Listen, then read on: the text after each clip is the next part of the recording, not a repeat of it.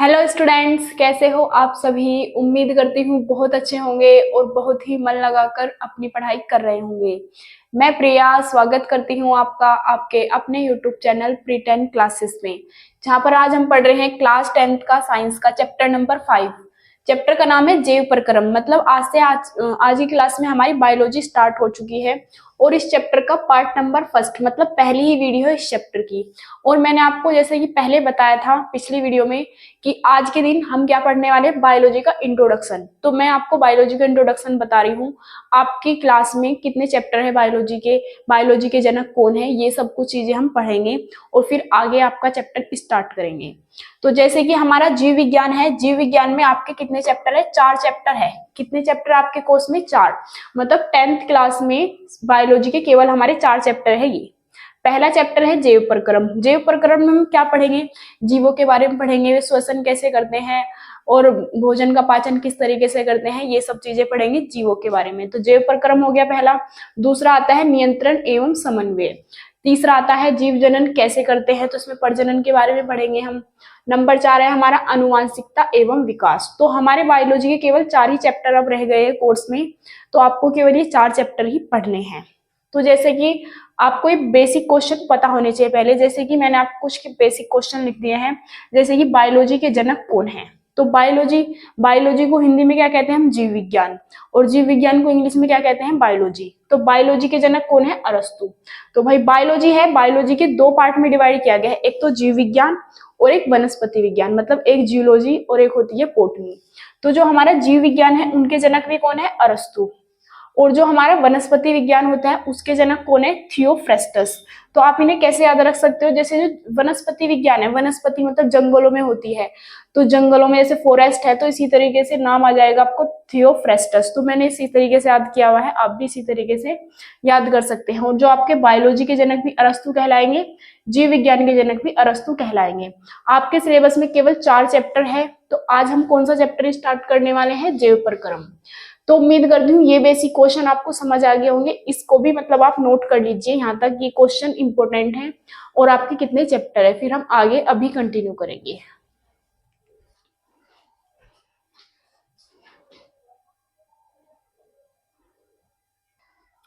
अब हम आगे देखते हैं। अब हमारा चैप्टर स्टार्ट होता है। जैसे कि चैप्टर का नाम हमारा क्या है? जैव प्रक्रम। तो सबसे पहले हमें चैप्टर के बारे में पता होना चाहिए। जो चैप्टर का नाम होता है तो उसका क्या अर्थ है। तो पहले हम जैव प्रक्रम के बारे में पढ़ेंगे। तो जैव प्रक्रम क्या है? वे सभी प्रक्रम जो जीव द्वारा संपादित किए जाते हैं। जो भी प्रक्रम, प्रक्रम मतलब जो भी कार्य जीव द्वारा क्या किए जाते हैं? संपादित। तथा वे सभी मौलिक कार्य जो जीव को संगठित संरचना बनाए रखते हैं। जो जीव की संगठित संरचना बनाए रखते हैं उसके लिए कुछ मनुष्य जो है कुछ मौलिक कार्य करता है, वही सब किसके अंतर्गत आते हैं? जैव प्रक्रम में आते हैं। तो जैव प्रक्रम कहलाते हैं। मतलब जीव जो कार्य करता है जीवित रहने के लिए, खाना खाता है, फिर क्या करता है? खाना खाएगा, फिर परिवहन करेगा, उत्सर्जन करेगा, ये सब जो हमारे दैनिक डेली कार्य होते हैं ये सब जैव प्रक्रम के अंतर्गत आते हैं। तो इन्हें ही हम क्या कहते हैं? जैव प्रक्रम कहते हैं। तो अब हम लिखेंगे पोषण। देखो मनुष्य को जीवित रहने के लिए किसकी आवश्यकता होती है? ऊर्जा की। और ऊर्जा हमें कहाँ से मिलती है? भोजन से। तो जो भोजन से हमें ऊर्जा मिलती है, भोजन के जो पदार्थ हमें ऊर्जा देते हैं या हमारे शरीर को वृद्धि करते हैं, वही सब चीजें क्या कहलाती है? हमारे पोषण कहलाते हैं। तो पोषण में क्या है? हमारे शरीर को जीवित रहने के लिए किसकी आवश्यकता होती है? ऊर्जा की आवश्यकता होती है। हमारे शरीर को यह ऊर्जा भोजन से प्राप्त होती है। ऊर्जा तो हमें भोजन से ही मिलेगी। जो भी भोजन के रूप में हम जो भी पदार्थ खाते हो उन सब से हमें क्या मिलती है? ऊर्जा मिलती है। अथवा शरीर की वृद्धि करते हैं, या तो शरीर को ऊर्जा प्रदान करते हैं, प्राप्त होती है। भोजन के विभिन्न घटक, भोजन के बहुत सारे घटक है, जैसे कि भोजन में हम क्या क्या लेते हैं पोषण के लिए? वसा, विटामिन, प्रोटीन, ये सब चीज जो घटक है भोजन के, तो ये घटक जो शरीर को ऊर्जा प्रदान करते हैं अथवा शरीर की क्या करते हैं? वृद्धि करते हैं, पोषण कहलाते हैं। और जो हमारे पोषण होते हैं वो 2 प्रकार के होते हैं। एक तो होता है स्वपोषी पोषण और एक होता है विषमपोषी पोषण। स्वपोषी पोषण क्या होते हैं? कुछ जीव जो है अपना भोजन स्वयं बनाते हैं, तो उन्हें हम क्या कहते हैं, स्वपोषी जीव कहते हैं। लेकिन जो उनके भोजन बनाने का प्रक्रम है वो स्वपोषी पोषण कहलाएगा। इसी तरीके से कुछ जीव ऐसे होते हैं जो अपना भोजन स्वयं नहीं बनाते, अपने भोजन के लिए पौधों पर निर्भर रहते हैं, तो वो क्या होते हैं, विषमपोषी जीव होते हैं। तो उनके पोषण को हम क्या कहते हैं, विषमपोषी पोषण कहते हैं। तो अब हम पोषण के प्रकार ही आगे लिखेंगे। उम्मीद करती हूँ यहाँ तक आपको कुछ समझ आ गया होगा। अब आप इसे नोट कर लीजिए।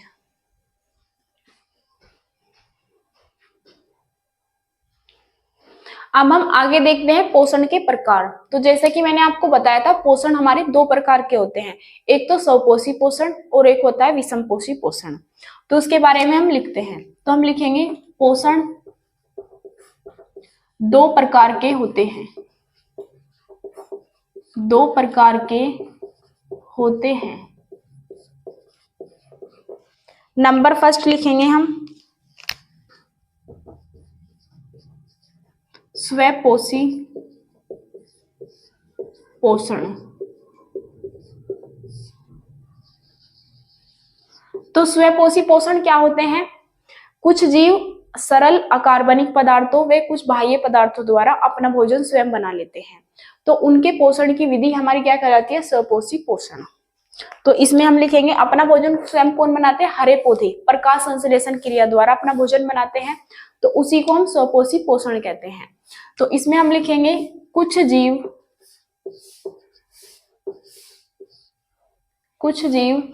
सरल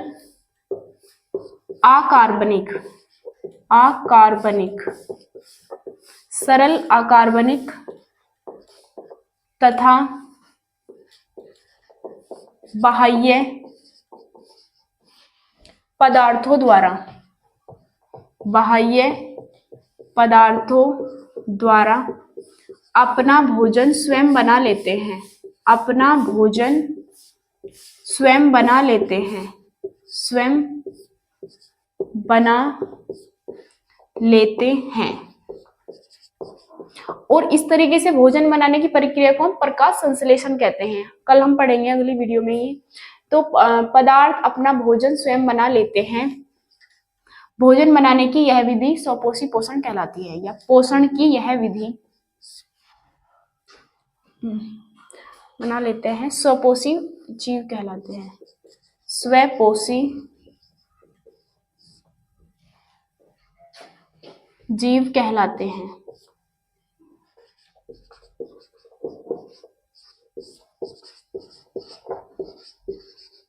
तथा भोजन बनाने की यह विधि स्वपोषी पोषण कहलाती है, तथा भोजन की यह विधि स्वपोषी पोषण कहलाती है, स्वपोषी पोषण कहलाती है। एग्जाम्पल क्या होगा इसका, हरे पादप होंगे, मतलब हरे पेड़ पौधे जो प्रकाश संश्लेषण द्वारा अपना भोजन बनाते हैं। तो इसमें हम लिखेंगे हरे पौधे होते हैं इस तरीके से। अब हम लिखेंगे नंबर 2 में आता है हमारा विषमपोषी पोषण। किस तरह का पोषण, विषमपोषी। इसमें क्या होगा, ये जीव अपना भोजन स्वयं नहीं बना पाते, तो इसीलिए ये विषमपोषी जीव कहलाते हैं और उनके पोषण की विधि विषमपोषी पोषण। ये अपने जीव के लिए दूसरे जीवों पर निर्भर रहते हैं। तो इसमें हम लिखेंगे कुछ जीव सरल अकार्बनिक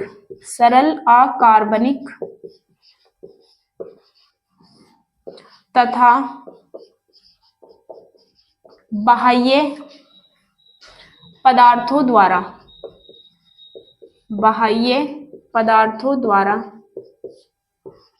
अपना भोजन स्वयं नहीं बना पाते। अब कुछ बच्चे कहेंगे जी हम तो अपना भोजन स्वयं बनाते हैं, मतलब हमारी मम्मी बनाती है, लेकिन जो उसका मैटर है वो तो हम अपने आप ही बनाते ना। गेहूं है, गेहूं की हम फसल बोते हैं तो पेड़ पौधों से तो हमें मिलता है। सेब है, सेब हमें पेड़ पौधों से मिलता है, हम स्वयं नहीं बनाते। हाँ, लेकिन वैसे तो घर पे बनाते हैं, लेकिन जो भोजन प्रकृति से स्वयं बनाते हैं वो स्वपोषी होते हैं, वो केवल हरे पौधे ही बनाते हैं, मानव नहीं बनाते। अपना भोजन स्वयं नहीं बनाते, तो वो उसमें मनुष्य आ जाएगा। नहीं बनाते हैं, गाय भैंस बकरी कोई भी अपना भोजन खुद नहीं बनाते। देखो, स्वयं नहीं बनाते हैं, विषम पोषी जीव कहलाते हैं। विषम पोषी जीव कहलाते हैं तथा इनके भोजन की यह विधि विषम पोषी पोषण कहलाती है। इनके भोजन की विधि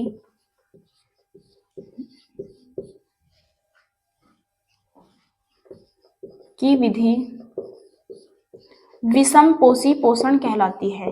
विषम पोषी पोषण कहलाती है।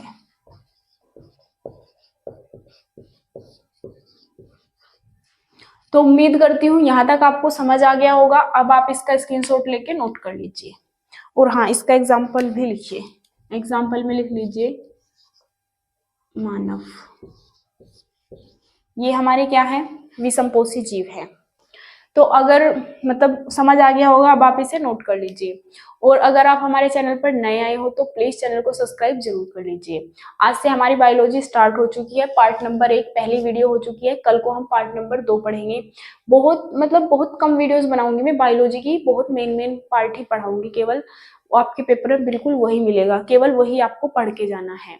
तो चैनल पर नए हो सब्सक्राइब कीजिए, ज्यादा से ज्यादा चैनल को सपोर्ट जरूर कीजिए। अब हम मिलते हैं अगली वीडियो में, तब तक के लिए जय हिंद जय भारत।